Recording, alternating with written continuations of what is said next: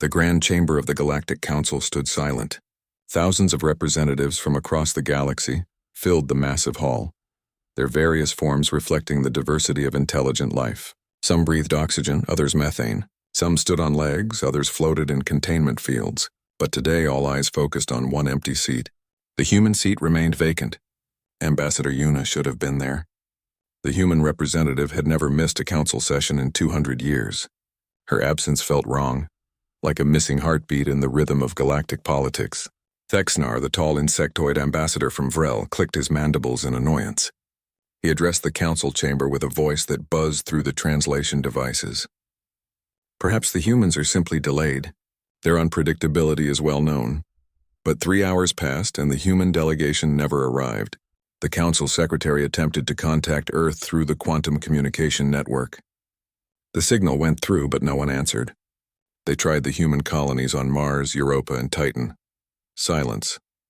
They reached out to the dozens of human worlds scattered across council space. Every attempt met with the same response: nothing. Not static. Not interference. Just emptiness, as if the humans had never existed at all. The council erupted in concerned chatter.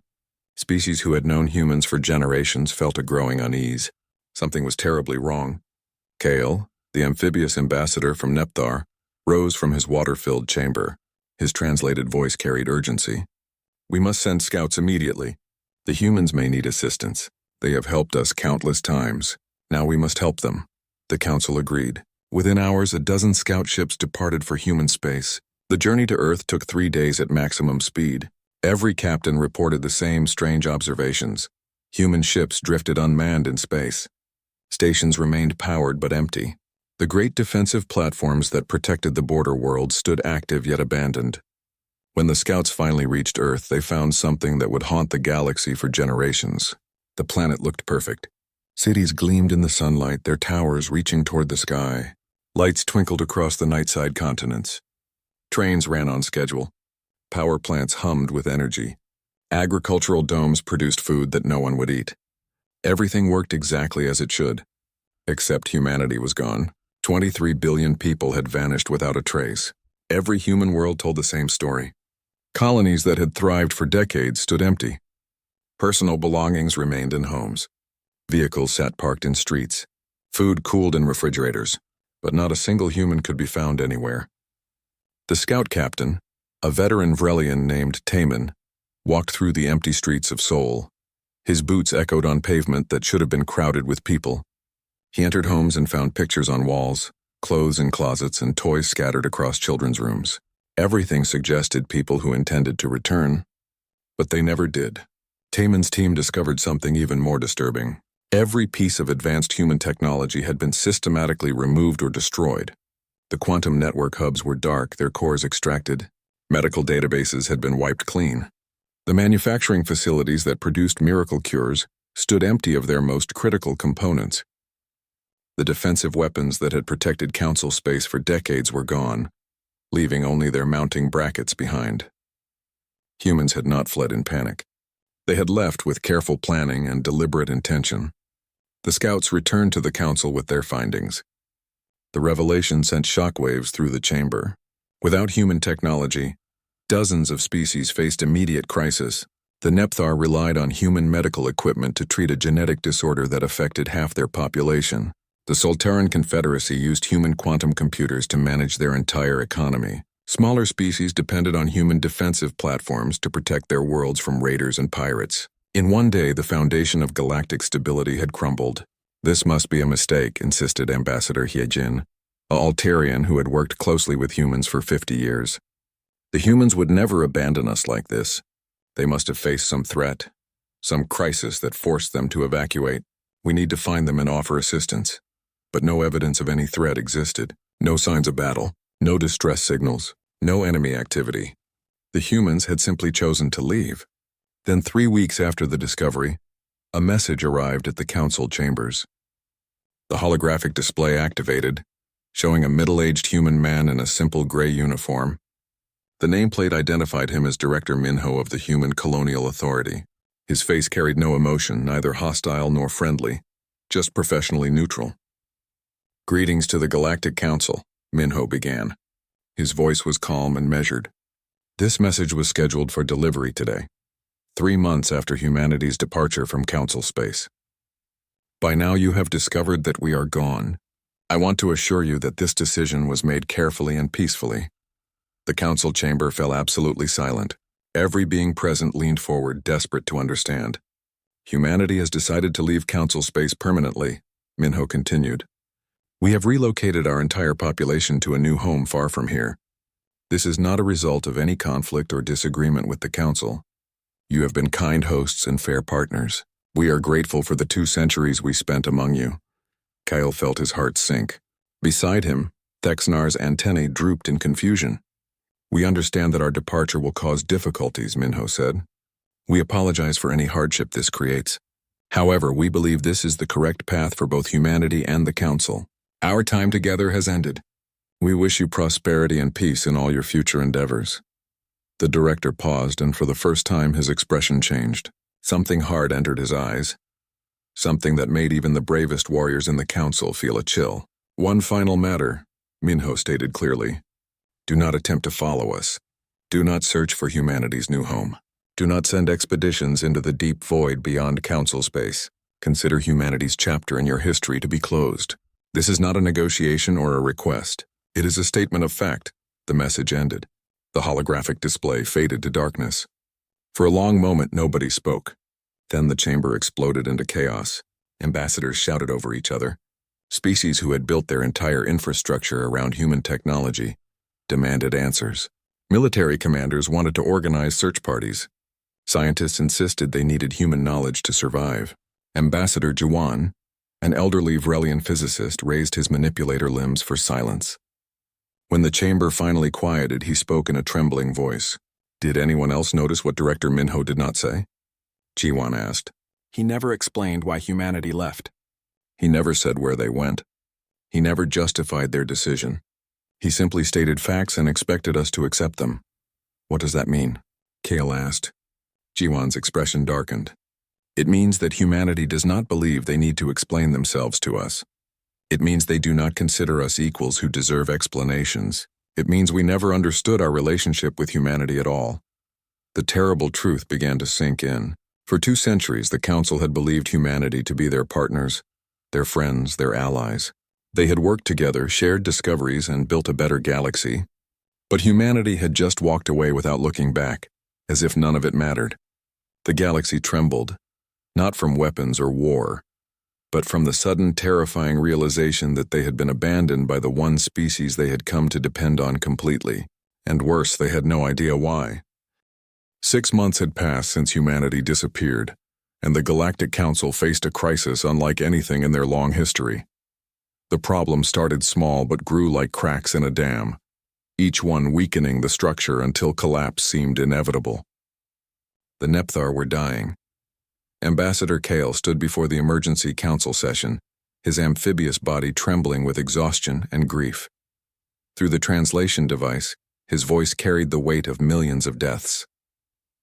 3 million of my people have died in the last month, Kale reported. The genetic plague that affects our species was controlled by human medical technology. We had the equipment, but we do not know how to maintain it. The machines are failing one by one. Our own doctors cannot repair them. They cannot build new ones. In 6 months, half of the Nephthar population will be dead. Similar reports came from across the galaxy. The Solteran economy had collapsed when their human-designed quantum computers stopped working. Without the complex algorithms that managed trade routes, their entire financial system had descended into chaos. Riots erupted on their wealthy core worlds. The border colonies faced an even worse threat. The Draken Empire, a hostile military power that the Council had kept at bay for decades, launched raids on undefended worlds. The human defensive platforms that once protected these systems were gone. Council military forces rushed to fill the gap, but found themselves hopelessly outmatched. The Draken had advanced weapons and battle tactics. Without human military technology and strategic planning, Council forces suffered defeat after defeat. Worlds burned. Species that had known peace for generations now faced invasion and death. In the council chambers, desperation replaced order. Species that had worked together peacefully now blamed each other for the crisis. Old grudges surfaced. Alliances crumbled. The careful diplomatic balance that humanity had maintained for 2 centuries fell apart in months. Ambassador Thexnar proposed a solution. We must reverse engineer the human technology they left behind. The equipment still exists on their abandoned worlds. We have the best scientists in the galaxy. Surely we can learn how their devices work and build our own. The Council agreed immediately. They had no other choice. Teams of the galaxy's brightest minds descended upon Earth and the human colonies. Engineers, physicists, doctors, and computer scientists worked day and night to understand human technology. Jiwan led the primary research team on Earth. The elderly Vrelian physicist had spent his entire career studying human innovations. If anyone could unlock their secrets, it would be him. He gathered experts from 30 species and set to work in a human laboratory in Tokyo. They started with something simple, a human medical scanner that could diagnose any disease in seconds. The device was no larger than a handheld tablet, yet it could see inside a body at the molecular level. Jiwan's team carefully disassembled the scanner, documenting every component. What they found made no sense. The materials were familiar enough. Metals and ceramics that any advanced species could produce. But the way these materials were arranged violated known physics. The circuits followed patterns that should not work. The power source generated energy using principles that broke the laws of thermodynamics. The quantum processors operated on computing architectures that seemed impossible. Jiwan spent 3 months studying just this one device. His team worked constantly, running tests and simulations. They consulted the greatest physicists in the galaxy. Every analysis led to the same conclusion. They had no idea how it worked. The scanner used physics that Council Science said could not exist. Yet it worked perfectly. It had worked for decades. Humans had manufactured thousands of them. Frustrated, Jiwan moved to other human technology. Maybe the medical scanner was too advanced. Perhaps simpler devices would be easier to understand. He was wrong. Every piece of human technology, from the most complex defensive weapons to the simplest household tools, operated on the same impossible principles. Human material science created substances that should not be possible.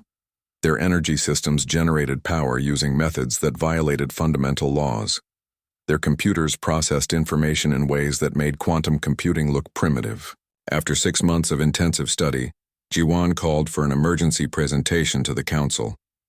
His findings would change everything they thought they knew about humanity. The old physicist stood before the assembled ambassadors, his manipulator, limbs shaking with exhaustion and something else, fear. We have failed, Jiwan announced simply. 6 months of research by the finest scientific minds in the galaxy, and we cannot replicate even the simplest human technology. But failure is not the worst part. The worst part is what we discovered about humanity itself. He activated a holographic display showing schematics of human devices compared to Council technology.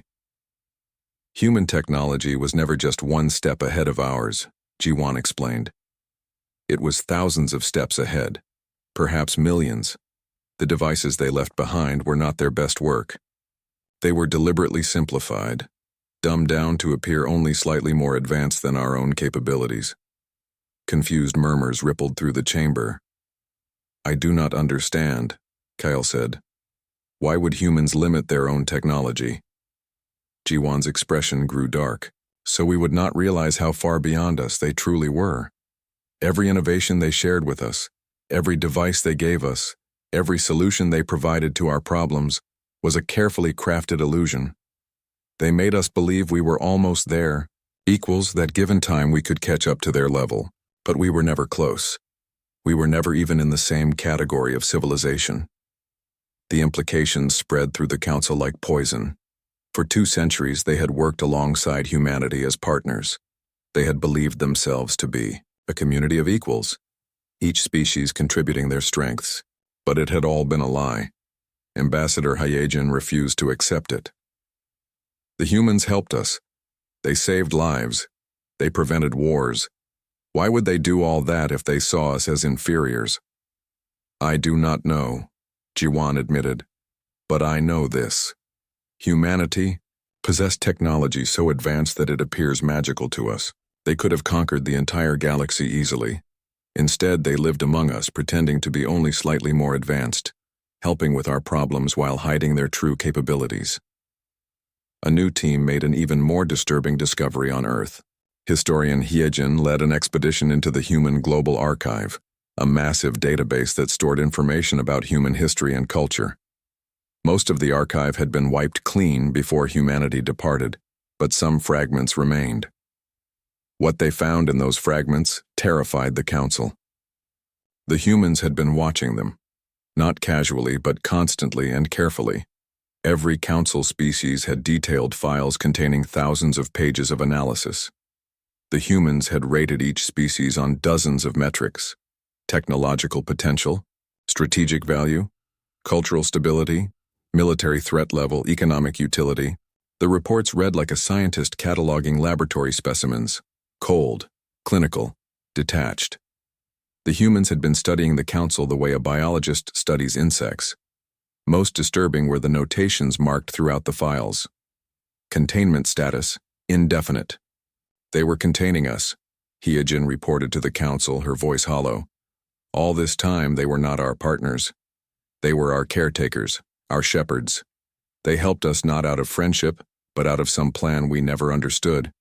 And when that plan ended, they simply left. The revelation broke something fundamental in the Council's understanding of reality. Every assumption about their relationship with humanity had been wrong. They had never been equals. They had never been partners. They had been a project, and humanity had decided the project was over. Ambassador Dayon, an empathic Morellian, sensed the emotional devastation spreading through the Council. Fear mixed with anger, humiliation mixed with desperation. The proud civilizations of the Galactic Council had discovered they were children playing at being adults, and the only real adults in the galaxy had walked away without explanation. "We need answers," Thexanar declared. "We need to know why they left and where they went. We need to understand what they wanted from us." Despite humanity's warning, despite the clear message not to follow, the Council voted to authorize a search mission. They could not survive without human technology, and they could not accept being abandoned without knowing why. Commander Taman, the Vrelian officer who had first explored empty Earth, received command of a task force. 60 ships, the largest fleet the Council could spare from defending against the Draken Empire. Their mission was simple: find humanity and get answers. The galaxy was unraveling, and only the truth could save it. Commander Taman stood on the bridge of his flagship, watching 60 Council vessels form up in formation. Each ship represented a different species, each crew desperate for answers. They were about to violate humanity's explicit warning, but the Council had decided they had no choice. Without understanding why humanity left, they could never move forward. The fleet departed from Council space following the faintest traces of human exodus routes. Human ships had left trails in subspace, tiny distortions that slowly faded over time. Tracking them required precise instruments and careful analysis, but Taman's navigation team included the best specialists in the galaxy. For the first month, they found nothing. Empty space stretched endlessly in all directions. The fleet traveled farther from Council space than any expedition had gone in centuries.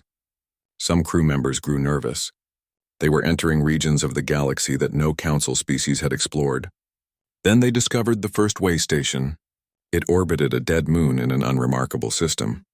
The station was clearly human in design, but it had been stripped of most equipment. What remained were basic supplies: fuel, food, water, and air suitable for Council species. A message beacon broadcast on all frequencies. Resupply point.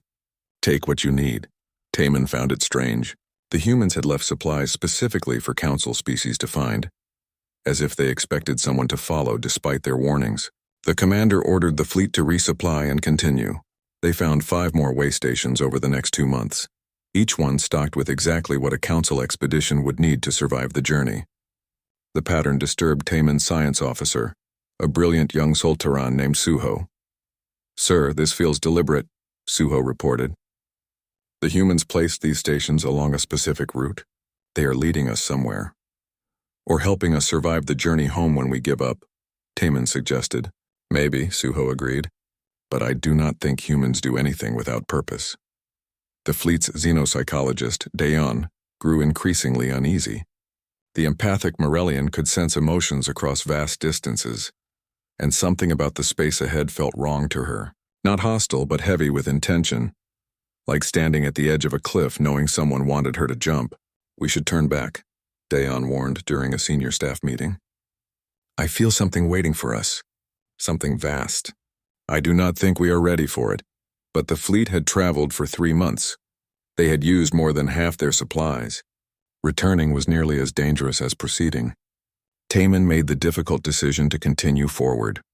We came for answers, the commander declared. We will get them. 2 weeks later, they detected the warning buoys. Thousands of automated beacons formed a sphere around an entire star system. Each buoy broadcasted the same message in every council language. The translation played on every ship simultaneously. Turn back, final warning, you are not ready for what lies ahead. The message repeated endlessly. No threats, no hostility, just a simple statement delivered with absolute certainty. Taman called a fleet-wide conference. Every captain appeared on the communication screens and the debate lasted for hours. Some wanted to return immediately, arguing that they had pushed their luck far enough. Others insisted they had come too far to turn back without seeing what humanity wanted to hide. Ambassador Hyejin, who had joined the expedition, made the argument that convinced Taman. If we return without answers, the council will send another expedition, and another. Eventually, someone will cross this boundary. Better that we do it now, prepared and organized, than have desperate species come later with nothing to lose. Taman gave the order. The fleet advanced past the warning buoys. They jumped to the coordinates the trail led to, and emerged in a system that made every crew member stop breathing. Stars filled the view screens, but these were not natural stars. Massive structures surrounded each one, spheres of solar panels and machinery that captured every photon of energy the stars produced. Dyson spheres, something council science had theorized but never successfully built. This system contained 7 of them. Suho's instruments detected artificial structures throughout the system. Ringworlds spun in stable orbits, each one large enough to contain the surface area of millions of planets. Orbital habitats clustered in swarms, their numbers too vast to count. Space stations the size of moons connected through transport networks that moved faster than light. And everywhere, on every scanner, on every frequency, they detected human life signs. Not millions, not billions. Trillions of humans lived in this single system. This cannot be real, whispered the tactical officer, a normally stoic Vrelian. This level of engineering is impossible. The energy requirements alone. Suho ran calculations on his computer. His manipulator shook as the results appeared. Sir, the power output of this single system exceeds the entire council's civilization by a factor of 10,000.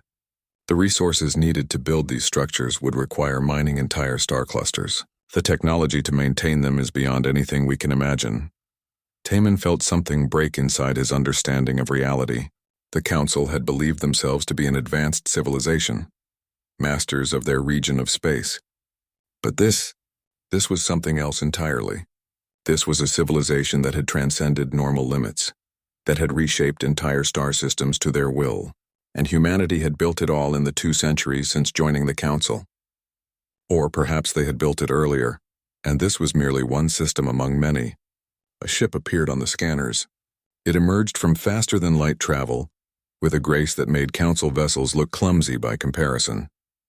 The human ship was enormous, easily 10 times the size of Taman's flagship, and it radiated power that made their weapon systems look like toys. The communication console chimed. Someone was hailing them. A human woman appeared on the screen.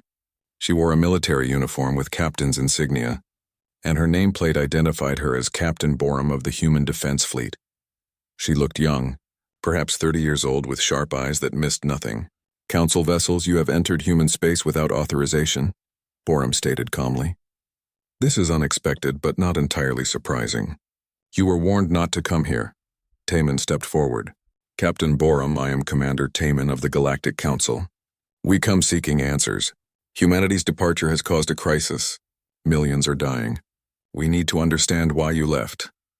Borum's expression did not change. We left because it was time to leave. We stayed in council space for 200 years. That was long enough, but why? Ambassador Hyagin interrupted from her position on the bridge. We were partners, friends. Why did you abandon us? For the first time, something flickered across Borum's face. Not anger or regret, but something closer to patience one might show to a confused child. Ambassador, humanity never abandoned you, Borum said carefully. We completed our purpose. The debt we owed to the council has been repaid. Our business together is concluded. Debt? Taman asked. What debt? 200 years ago, the council found Earth emerging from a terrible war, Borum explained. Humanity had nearly destroyed itself with nuclear weapons. We were broken, divided, and dying. The council offered us a place among the stars. You gave us technology to heal our world. You gave us hope when we had none. That kindness created a debt. The bridge crew listened in stunned silence. Every innovation we shared, every crisis we solved, every war we prevented was repayment for what you gave us. Borum continued. We calculated that 200 years of service would balance the debt. When the time was complete, we left. This is how humanity operates. We do not forget kindness, and we always pay our debts. But we need you. Kyle's voice came through the communication link from his ship. Our people are dying without your medical technology. Borum's eyes softened slightly. And that is unfortunate. But we cannot remain your caretakers forever. You must learn to stand on your own. We held you back by making things easy. You became dependent instead of capable. That was our mistake, and leaving was the correction. Taman felt anger rising in his chest. So you just leave us to die? After 2 centuries of working together? We are not leaving you to die, Borum replied firmly. We are giving you the opportunity to truly live, to grow, to become what you can be without living in our shadow. Captain Borum's image leaned forward slightly. Commander Taman, look at what you have accomplished already. You tracked us across unknown space. You survived a 3-month journey into regions of the galaxy you had never explored. Your scientists are already beginning to understand the principles behind our technology. 6 months ago, you would have thought such things impossible, but faced with necessity, you are learning. Learning is not the same as surviving, Hyagin countered. The Draken Empire is destroying our worlds. Borum paused. For a long moment, she seemed to consider something. Then she nodded slowly. Very well. The Council must learn to defend itself. We will not return to solve your problems, but we remember what you once did for us. She touched controls on her console. I am transmitting coordinates for a meeting in neutral space 1 month from now. We will send teachers who can help you understand the principles behind our technology. Not the technology itself, but the theories, the science that makes it possible. What you do with that knowledge is up to you. Why help us at all? Taman asked. The Council fleet returned to Council space after a 5-month journey. Commander Taman's report sent shockwaves through every government in the galaxy. The human civilization they had discovered was not a collection of refugees seeking a new home. It was an empire that dwarfed the entire Council in scale, power, and technological advancement. The emergency session that followed was the most attended in Council history. Every species, every government, every minor colony sent representatives. They all needed to hear the truth about humanity. Taman stood before them and showed the recordings his ships had captured. Images of Dyson spheres and ring worlds filled the display screens. Energy readings that should have been impossible. Population estimates that numbered in the trillions. The evidence was overwhelming and terrifying. Humanity did not leave because they were weak.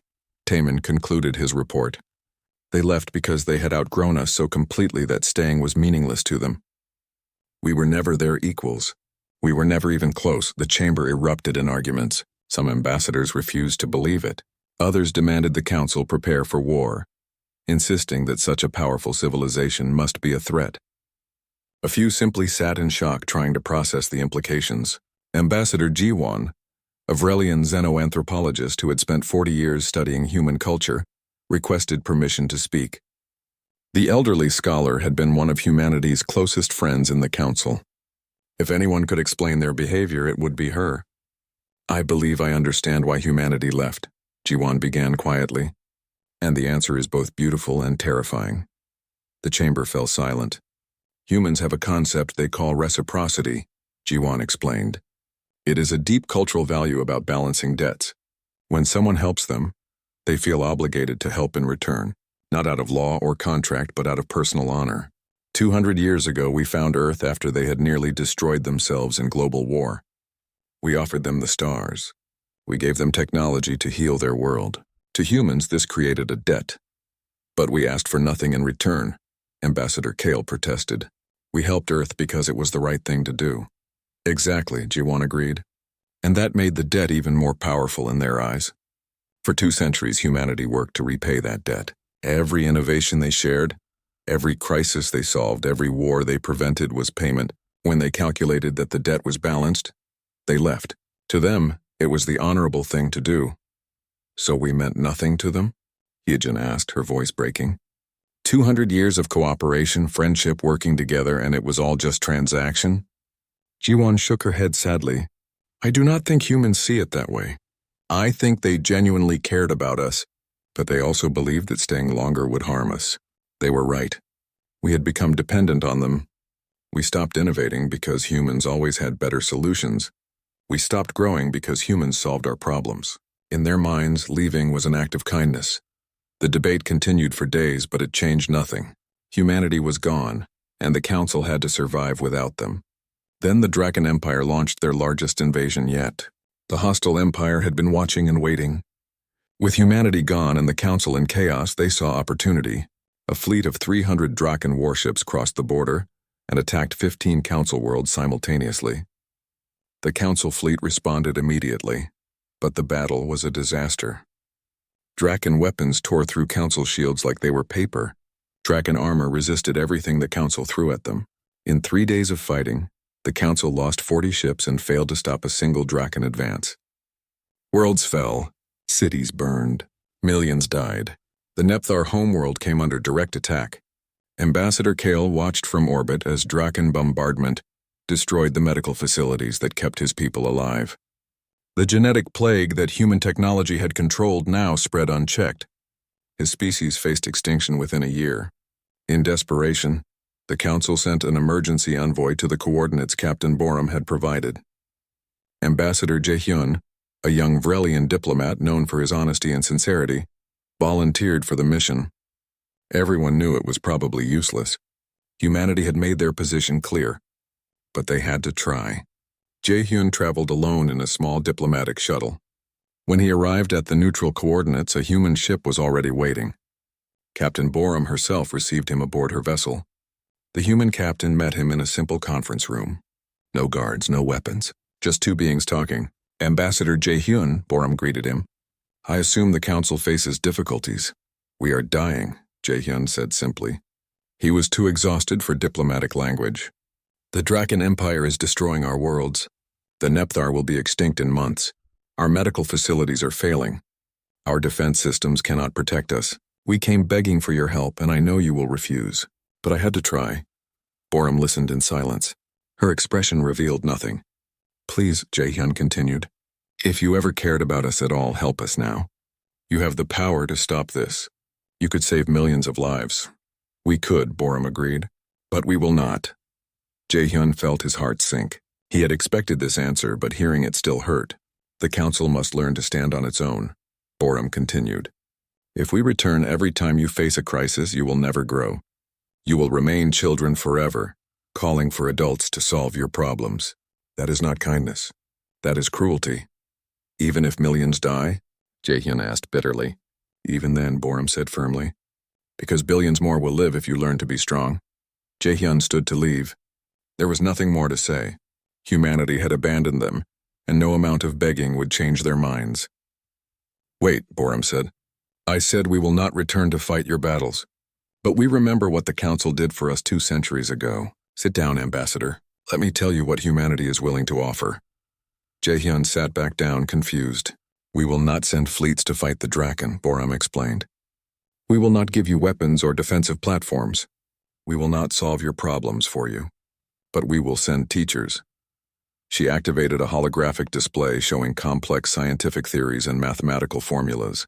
This is the real science behind human technology, Borum continued. Not simplified versions, not dumbed-down explanations. The actual fundamental theories and principles. It will be difficult. It will take you years to understand and decades to master. But if you do the work, you will be able to build everything we built and more. Why give us this? Jaehyun asked. Why help at all? Because we believe in balance, Boram answered. We paid our debt to the council, but we do not wish to see you destroyed. This is not payment. This is a graduation gift. We are giving you the tools to become truly advanced. What you do with them is entirely up to you.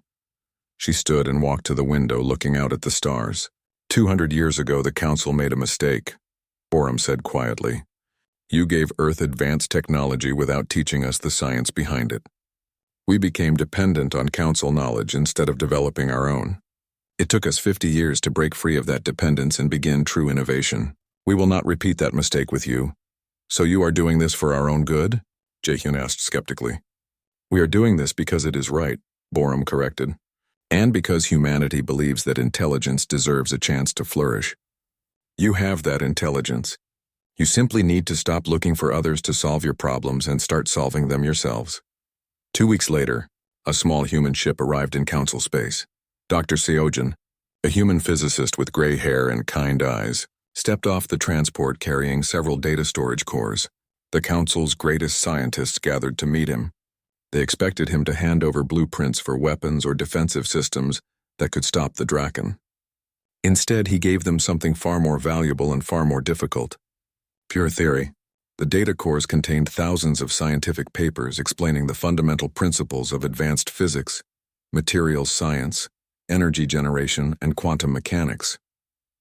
But unlike the simplified explanations humans had given before, these papers were complete and uncompromising. They were difficult, complex, and required years of study to fully understand. This is your real science? Jiwan asked, scrolling through equations that made his head hurt. This is the foundation, Seojin confirmed. Everything humanity built came from these principles. Learn them and you can build anything we built, possibly things we never imagined. But this will take years, protested a Solteran engineer. We need solutions now. The Draken are destroying us. Then you will have to survive until you learn, Seojin said without apology. Humanity held you back by making things easy. We gave you tools without teaching you how to make them. You became dependent instead of capable. That was our fault. This is our attempt to correct it. He looked around at the assembled scientists with sympathy but also firmness. You have brilliant minds in the council, Seojin continued. We have seen your potential, but you stopped pushing yourselves because we always provided easier answers. Now you must do the hard work. Study these principles, understand them deeply, then create your own solutions. What if we fail? Kale asked quietly. Then you fail, Seojin answered honestly. And then you learn from failure, and 5 years had passed since humanity's departure. 5 years of struggle, pain, learning, and slow, hard-won progress. The Galactic Council had changed in ways no one could have predicted. The Draken Empire still pressed their invasion, but something was different now. The Council was fighting back with new weapons, new strategies, and new confidence. They were not winning easily, but they were winning. Engineer Minjae, a young Vrelian who had studied under Dr. Seojin for 3 years, stood before the Council presenting her team's latest achievement. Behind her, holographic displays showed a new defensive network spreading across Council space. This system is entirely our own design, Minjae explained with pride. It uses principles we learned from human science, but the implementation is original. It is not as elegant as human defensive platforms, but it works. In the last month, our new shields have stopped 4 Draken attacks. The Council chamber erupted in applause. This was the first major technology the Council had designed and built themselves in over a century. Not copied, not simplified from human designs. Truly their own. Ambassador Kale added his own report. The medical crisis on Nepthar has been resolved. Dr. Suho and his team developed a new treatment for our genetic plague using the principles Dr. Seojun taught us. We are manufacturing the cure ourselves. Our population is recovering. More applause. Species that had been dying were now healing, not because humanity saved them, but because they saved themselves. The transformation had been painful. Many had died during the learning process. Mistakes were made. Experiments failed. But with each failure, the Council learned. They grew stronger, more capable, more confident. Dr. Seojin remained in Council space as an advisor, but he rarely gave direct answers anymore. When scientists came to him with problems, he asked questions that led them to discover solutions themselves. He was a teacher in the truest sense, helping them learn to think rather than telling them what to think. "You are doing well," Seojin told Jiwon during a private meeting. The elderly Vrelian physicist had aged considerably in 5 years of intensive study. Better than we expected, actually. Humanity thought it would take you a decade to reach this point. "We had strong motivation," Jiwon replied dryly. "Extinction focuses the mind," Seojin smiled. "True, but motivation alone is not enough. You needed the capability, and you always had that. You just needed to believe in yourselves enough to use it." Around the galaxy, council species began to flourish in new ways. The Solteran Confederacy, freed from dependence on human quantum computers, developed their own computing architecture that was different from humanity's but equally powerful. The Vrelians made breakthroughs in material science that solved problems humanity had never addressed. The Morellians discovered new applications for empathic communication that opened entirely new fields of research. Without humanity's shadow, each species found its own path to advancement. They learned from each other, sharing discoveries and collaborating as true equals for the first time. The turning point came in the 5th year. The Draken Empire launched a massive assault with 500 warships, determined to crush the Council before they grew any stronger. It was the largest battle in Council history. The Council met them with 300 ships using their new defensive technology.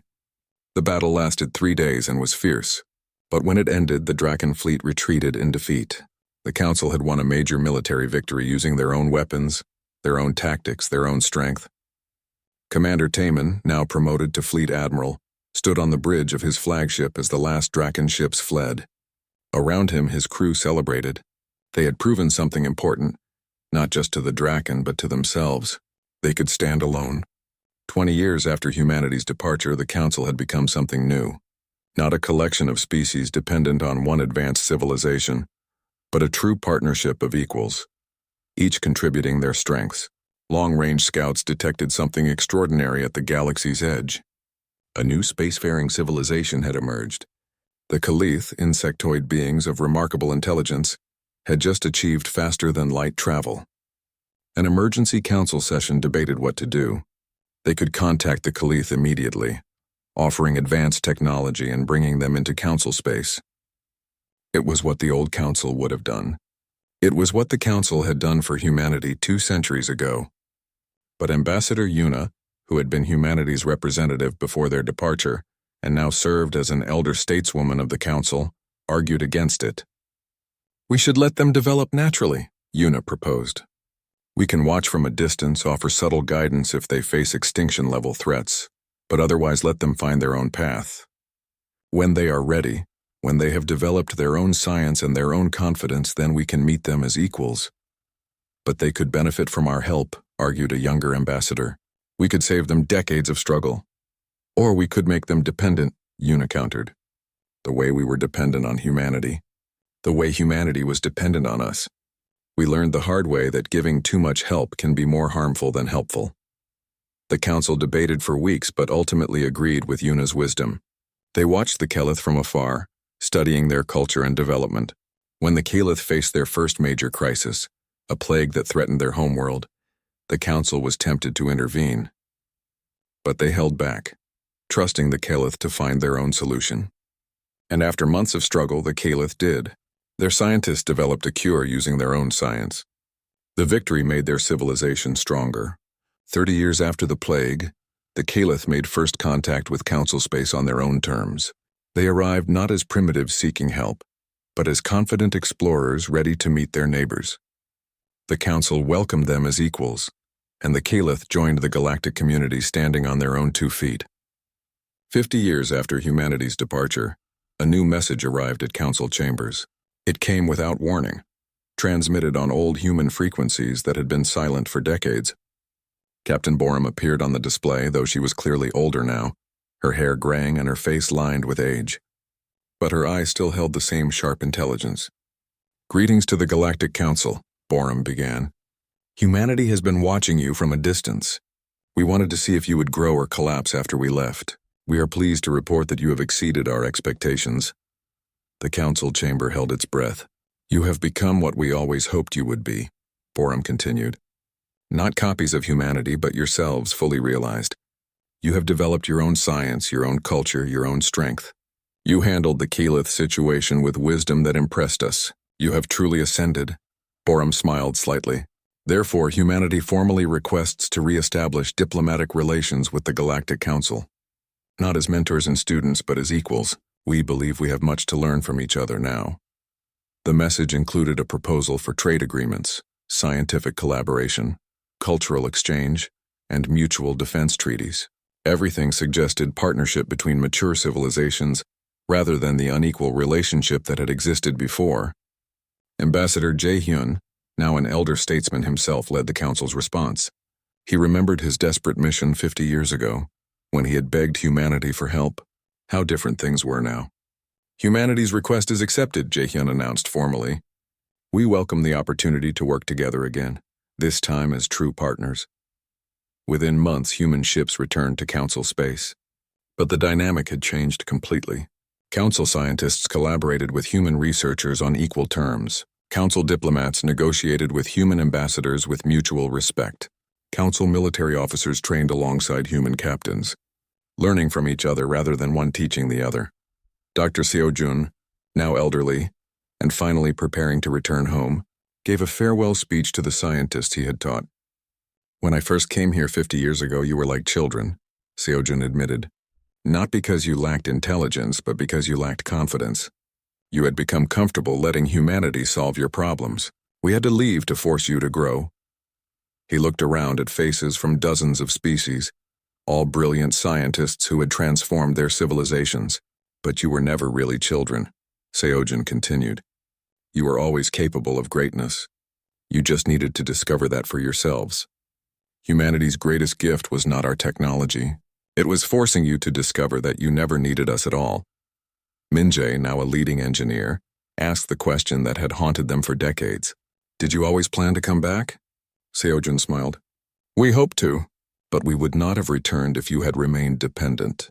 The fact that we are here now proves you have truly graduated." In a joint ceremony broadcast across the galaxy, Ambassador Jae-hyun and Admiral Borum signed the new Charter of Galactic Cooperation. Around them stood representatives from dozens of species, including the Keyleth, who had joined the Council as full members. The Charter established principles of mutual respect, shared knowledge, and collaborative defense. But unlike the old agreements, it contained no hierarchy. Every species was equal. Every voice mattered. 200 years ago, humanity arrived in Council space as newcomers seeking guidance, Jae-hyun said in his speech. "You helped us when we